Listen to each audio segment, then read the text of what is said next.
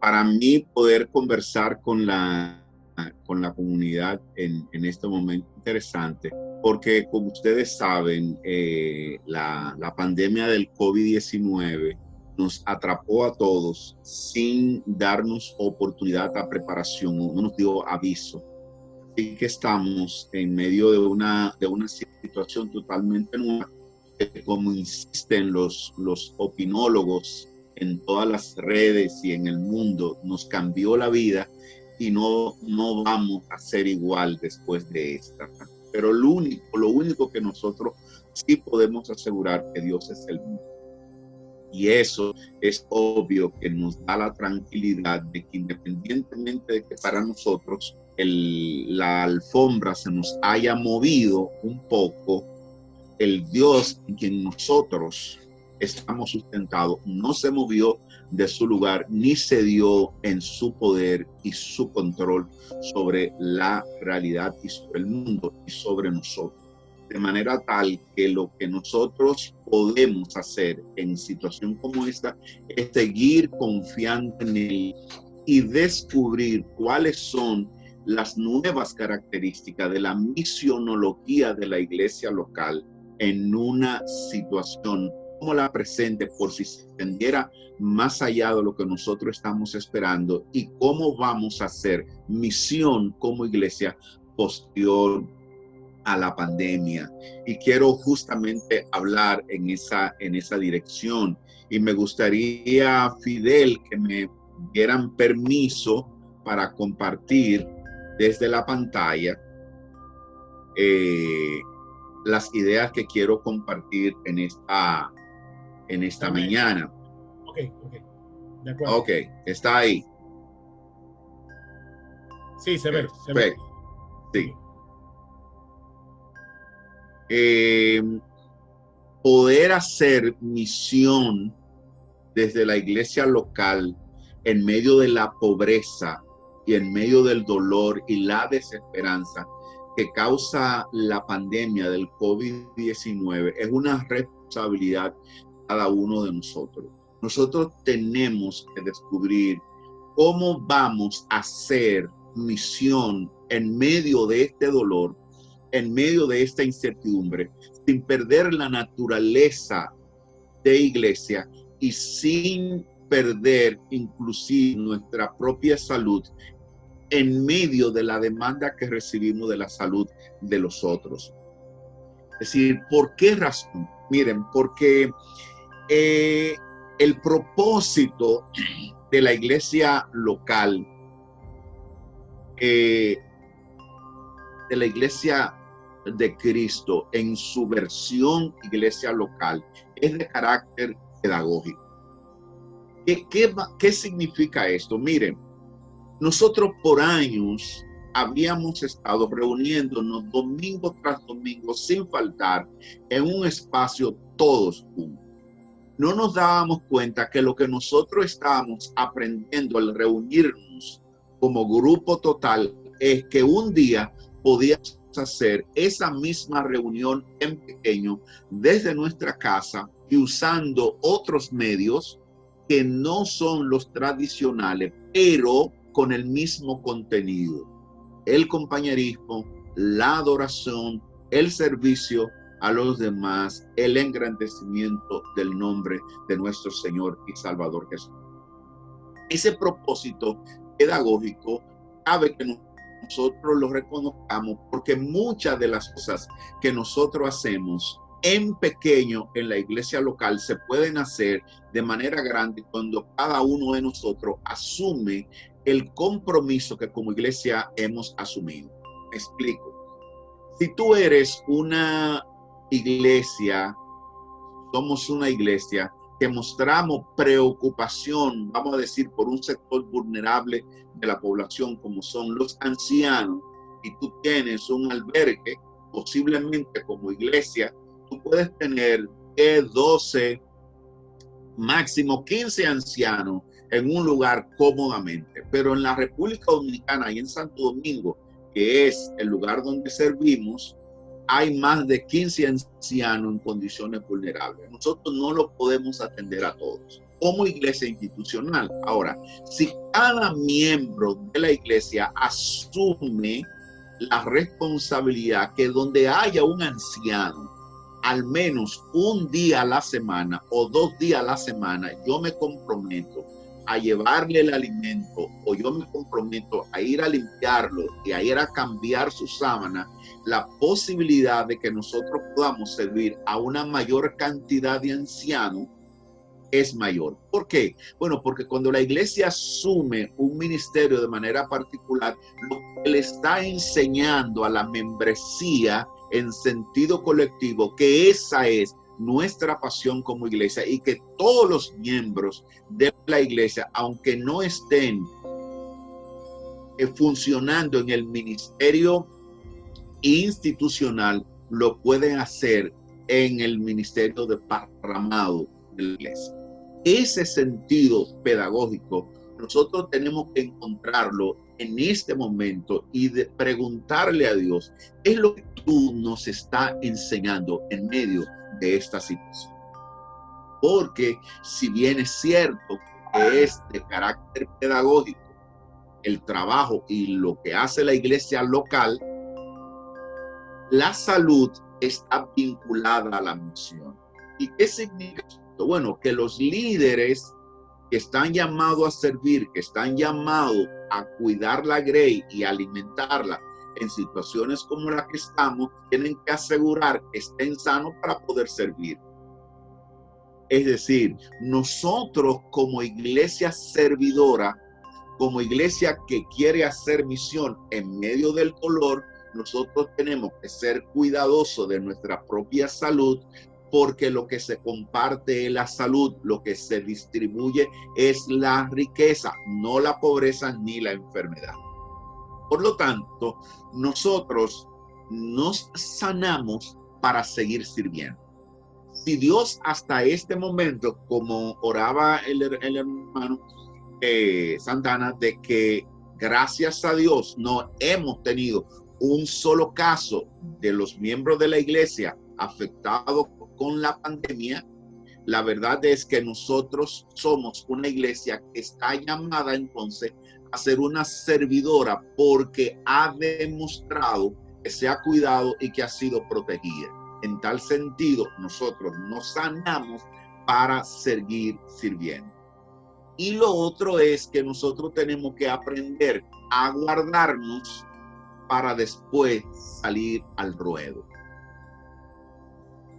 Lo que ha ocurrido esta semana es que hemos pasado de la fase 2 a la fase 4 y ya no vamos a tener el estado de excepción, aún en la declaración de epidemia nacional les permite al Estado tener alguna rigurosidad en el cuidado y algunas observancias que la ciudadanía tiene que tener. Pero la verdad es que si tú no tienes para qué salir y si tu institución te ha permitido trabajar desde la casa, en la medida en que nos cuidamos, estamos más en condición de salir al ruedo, ayudar a otros.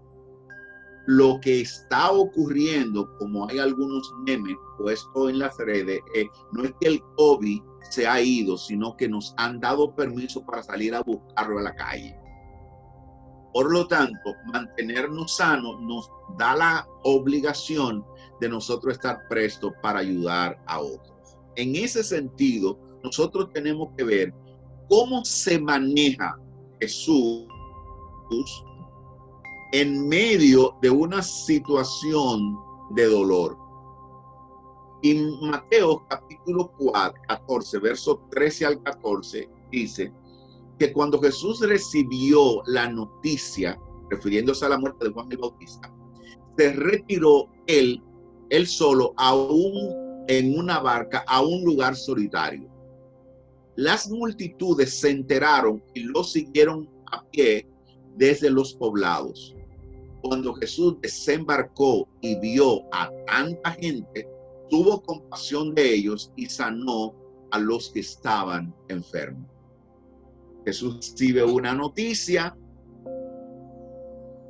toma un tiempo fuera, luego ve la multitud, se compadece y acciona. Entonces, hay tres verdades que nosotros tenemos que ver en todo esto, porque la misión, para la misión de la iglesia, en medio del dolor, la pobreza y la desesperanza, Jesús es el mejor ejemplo de la integralidad, de cómo sirve de manera integral, de autocuidado, de cómo Él se cuida, de cómo cuida a los demás. Porque el dolor nos impacta y, como dije hace un momento, nos mueve la alfombra. Cuando nosotros recibimos una noticia sobre nuestra salud, sobre la salud de nuestros familiares o sobre situaciones financieras de cualquier naturaleza, nosotros nos impacta, se nos mueve la alfombra, la tierra se nos mueve abajo. La muerte de Juan impacta a Jesús y es obvio que le dolió. Y de ahí se desprenden tres verdades que la misionología de la iglesia local tiene que tener en cuenta. Y la primera es necesario tomar un tiempo fuera. Cuando Jesús recibió la noticia, verso 13a, se retiró él solo en una barca a un lugar solitario. Cuando somos impactados por la noticia de dolor, se hace necesario que nosotros tomemos un tiempo fuera. Ese tiempo fuera lo tomamos para resignificar la experiencia, para darle un nuevo valor a la experiencia de dolor que nosotros estamos teniendo. No es posible recibir noticias que nos hieren, noticias que nos provocan dolor, que nos provocan desasosiego, y nosotros seguir rodando en el camino sin hacer una parada y sin darnos tiempo de nosotros interpretar la situación, dar una nueva narrativa y entonces con ese nuevo significado al ir nosotros a enfrentar la realidad. Juan, y ustedes recuerdan, había mandado a preguntarle a Jesús con sus discípulos si Jesús era el Mesías o si debían esperar a otro. La pregunta de Juan pudo denostar desde mi óptica, muy humana por cierto, que había un poquito de desesperación o un poquito de frustración. Por eso, el advenimiento del reino no se ve tan así, las cosas se están poniendo medio difíciles y Juan necesita saber si Jesús es de verdad quien él ha dicho que es o si sencillamente hay que esperar a otro. La respuesta de Jesús es una respuesta cualitativa y le dice: dígale a Juan que los ojos andan, los ciegos ven, los enfermos son sanados, y a los pobres es anunciado este evangelio. Jesús no le dice, claro, díganle a Juan que él sabe que yo soy el Mesías. Él le da unos detalles a través de los cuales no puede interpretar seriamente que Jesús es el Mesías. Pero Jesús no le manda una palabra de aliento a Juan, ni algo que se parezca. Nosotros estamos, desde el día 1 de la pandemia, nosotros estamos buscando qué es lo que esto significa para nosotros, qué es lo que Dios está diciendo. Y para nosotros poder dar respuesta, nosotros tenemos que tomarnos un tiempo para la resignificación. Y la resignificación es darle un nuevo valor a la situación diferente al primer sentimiento, a la primera emoción que surgió producto del impacto. Esa nueva resignificación pudiera demostrar que la pandemia del COVID-19 no tiene que ver con el futuro, sino tiene que ver con el cambio del presente de la Iglesia de Cristo. Nosotros estábamos muy interesados en invertir los recursos que genera el pueblo de Dios en grandes edificios, en grandes cosas, y de pronto nos hemos dado cuenta de que podemos hacer iglesia sin la necesidad de depender de los espacios. No estoy diciendo que no volvamos al espacio.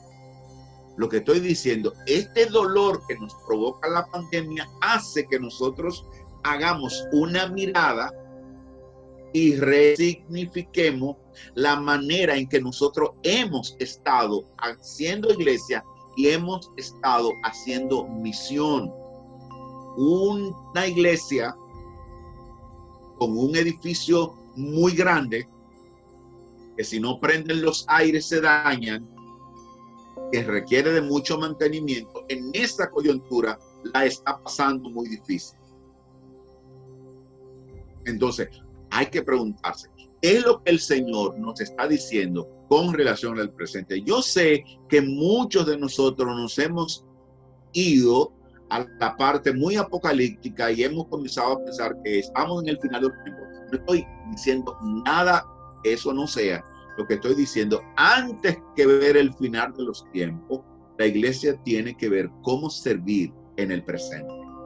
Cuando tenemos una noticia dolorosa, nosotros tenemos que tomarnos un tiempo para reflexionar, para nosotros resignificar, darle un nuevo valor. La segunda verdad que nosotros encontramos en este verso es que los necesitados no reconocen tu dolor ni reconocen el tiempo fuera. Y quiero hacer una paradita en esto, mis hermanos, porque no estoy, como lo dice ahí en su pantalla, no estoy hablando de que los necesitados son indolentes o son egoístas, que no le importa tú ni le importa tu dolor. Lo que pasa en el necesitado se da la conducta de lo que en San Juan llamamos del ahogado.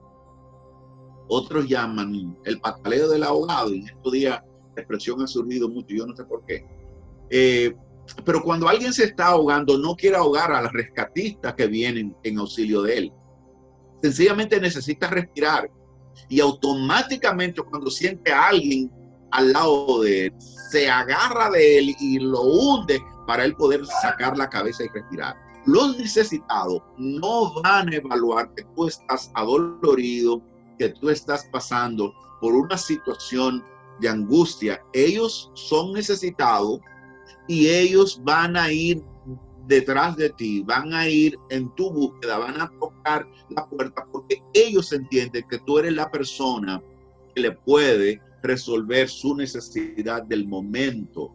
Las iglesias en una misión clara, donde la gente identifica que esas son gente que ayudan, que esas son gente solidaria, nos van a tocar las puertas, no importa la condición por la que nosotros como personas estemos pasando. En pocas palabras, nosotros tenemos que ser conscientes en el tiempo fuera y la demanda de la gente va a haber una tensión que tú posiblemente intentarás obviar el tiempo fuera, porque la demanda de la gente es tan real y es tan apremiante que hace que tú vayas en auxilio. Jesús se tomó su tiempo, tomó una barca, él solo, ni con los discípulos, y tuvo solitario.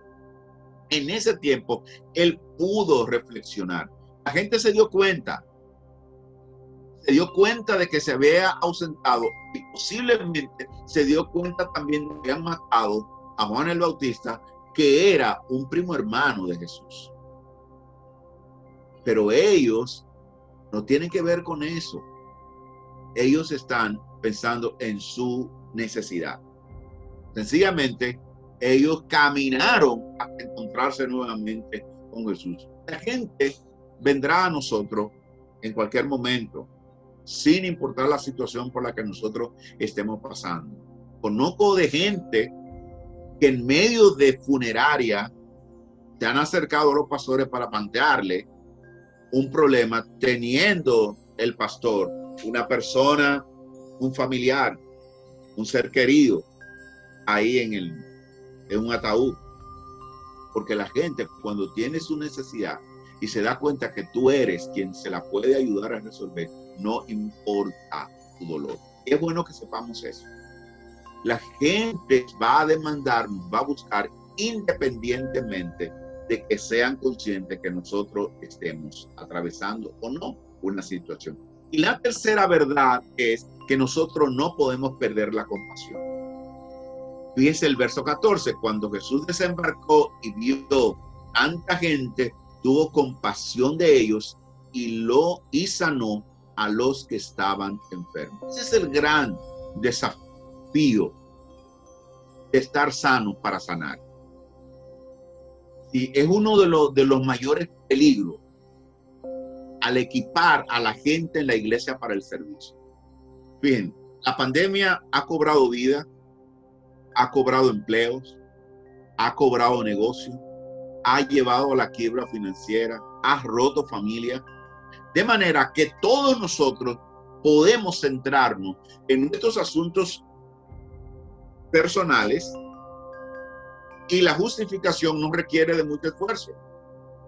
Es decir, tú me puedes llamar a mí para un servicio, pero yo puedo decir, bueno, pero yo tengo una esposa, yo tengo una hija, que yo no voy a salir a la calle a exponerme al contagio para traer el contagio a la calle, a la casa, a ellas dos que están aquí. Y si uno de ellas tiene la salud comprometida, mucho más cuidadoso debería ser yo. Es decir, tenemos razones para nosotros poner a un lado la compasión, pero la iglesia de Cristo y los servidores de Cristo no pueden perder la compasión. Cuando el dolor nos toca en medio de la misión, la paz humana nos da permiso para endurecer nuestros corazones y nos pide que nosotros nos quedemos atendiendo nuestras propias necesidades. Así que nosotros tenemos que ser cuidadosos con la información que nuestro cerebro nos va a estar dando con relación a las demandas de servir y a las demandas de cuidarnos. Y posiblemente nuestros corazones humanamente van a encontrar razones y nuestra mente va a encontrar razones para decir, señores, entiendan que todos estamos en esta situación y por lo tanto deberíamos ser prudentes, todos y todas. La verdad es que posterior a la pandemia, muchos de nosotros vamos a tener que ocuparnos en buscar empleo, tratar de recuperar los ahorros que nos comimos en la cuarentena por la suspensión de los trabajos, pero no podemos perder la compasión. Jesús baja de la barca, ve a la multitud y tuvo compasión. El reto de nosotros es cómo vamos a mantener viva la compasión y el servicio sin que nosotros nos convirtamos en riesgo para nosotros mismos y para los nuestros. ¿Cómo hacer de manera equilibrada? Ya Jesús nos muestra. Tú no puedes servir atravesando por un dolor no bajado. Tómate tu tiempo aparte, maneja tu dolor, entonces de allá para acá ven y atiende a los demás. En lo contrario, tú te vas a drenar en el proceso y no tendrás la energía ni la fuerza para seguir sirviendo porque no fuiste capaz de resignificar tu propio dolor y tomarte un tiempo de descanso y seguir hacia adelante. Miren, hay tres formas verbales que son el reto para nosotros en esta mañana. Vio la multitud, tuvo compasión, sanó. Ver, tener, sanar. Vio la multitud, repito, tuvo compasión y sanó a los que estaban enfermos. Vamos a ver la compasión. Jesús tuvo compasión porque vio. Es necesario, hermano, que nosotros visibilicemos las personas. Jesús es experto en ver a los que los demás no quieren ver y sobre todo ver lo que los otros no ven. Él vio a tanta gente como posiblemente lo estaban viendo los demás, pero él fue capaz de ver el cuadro completo, de ver a las personas con su real condición. Y es por eso que él toma la decisión para afectar la realidad de la gente. Nosotros como iglesia tenemos que aprender a ver, porque al ver nosotros podemos entender la necesidad y ofrecer la ayuda que transforme la vida de la gente, que es el reto de nosotros. La transformación de la vida de la gente, que si bien es cierto, nosotros anhelamos de todo corazón que respondan al llamado de salvación. Si no respondieran al llamado de salvación, por lo que doctrinalmente nosotros sabemos, entonces por lo menos su vida sea un ejemplo de que el evangelio transforma a creyentes y a no creyentes. Cuando nosotros le damos un plato de comida a un indigente o una persona en la calle, nosotros no estamos haciendo cambios radicales en la vida de esa persona, porque un plato de comida es un plato de comida.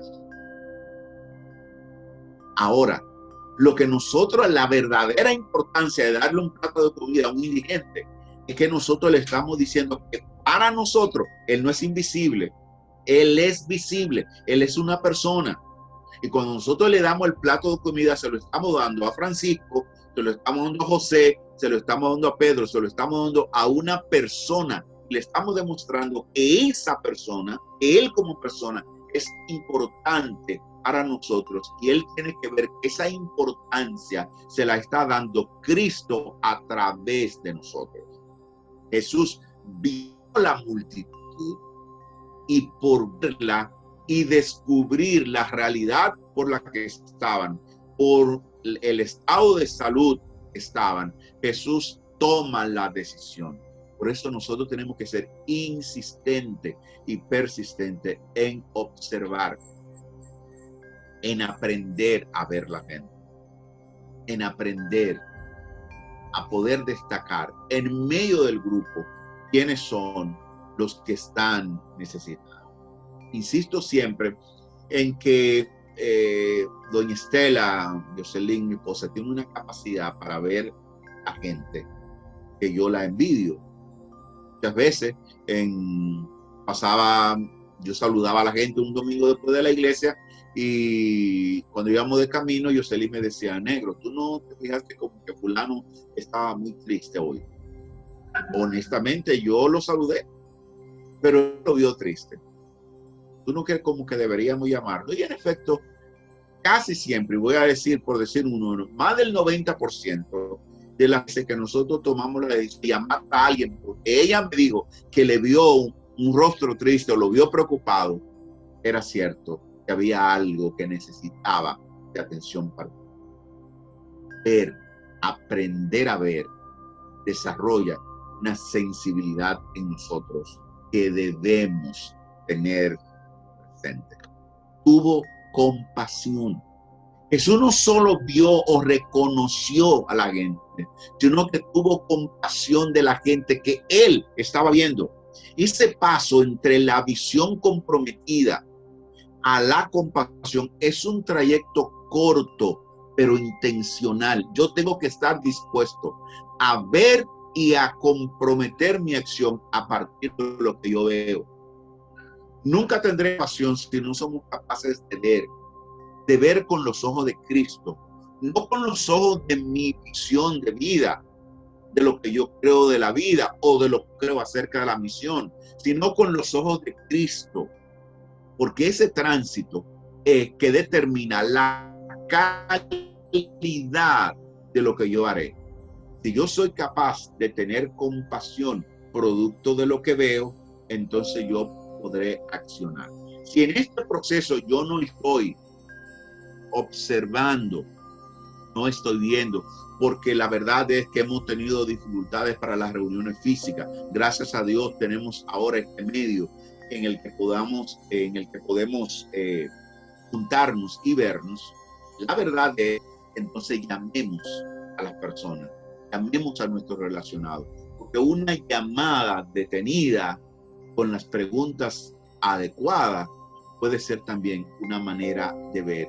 Y el ver y el oír a la persona decir su historia con su nueva narrativa del dolor produce en nosotros compasión, y eso es lo que nos lleva a la acción.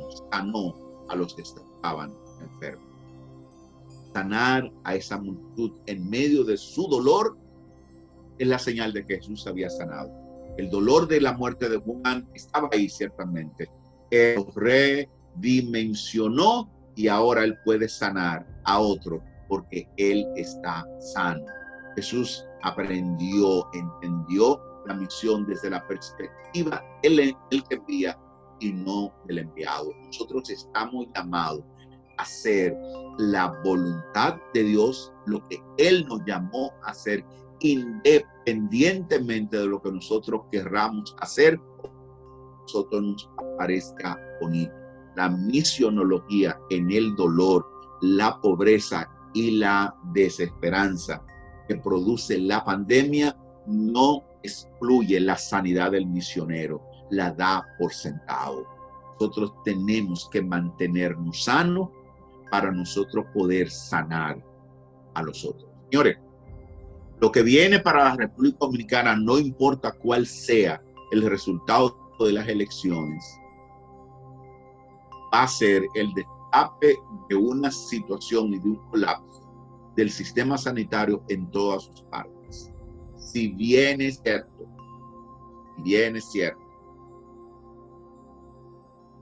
que va a haber nuevas autoridades vestidas de viejo o de nuevo, no sé, según la gente está nueva. Si esto pasa en la primera vuelta, el cuidado por la gente fue a pique. Si vamos a una segunda vuelta, vamos a tener 15 días más de cuidado y de atención del gobierno. De lo contrario, la República Dominicana va a estar en la mano de gente como nosotros. Es la iglesia la que después de que las elecciones pasen, tiene la compasión y la obligación de sanar y de acompañar a los enfermos y de acompañar a los que han perdido familiares, amigos, compañeros, que no han podido hacer el duelo porque la cuarentena, porque el distanciamiento nos obligó a dejar que los familiares entierren sus muertos solos. Jesús sanó. Nosotros tenemos que cuidarnos más que nunca, porque vamos a tener que salir a la calle, a hacer una labor de rescate espiritual, de rescate físico y de atención directa a las personas. Ese es el tiempo en el que nosotros vamos a partir nuestra comida de verdad. Es decir, si nosotros hay que identificar familias, pero un plato de comida va a hacer la diferencia en términos de un día de hambre o de un día de comer algo. La iglesia tiene que estar preparada para eso. Porque los políticos en la República Dominicana nos demostraron en esta situación que ellos no juegan cuando del poder se trata. La República Dominicana no debió estar envuelta en un proceso electoral. Eso debió haber separado hasta nuevo aviso y buscar un gobierno provisional. Pero no, ni la oposición cede ni el gobierno cede, porque han demostrado que nosotros como ciudadanos no les importamos. Pero la iglesia del Señor Jesucristo no puede ir en esa dirección.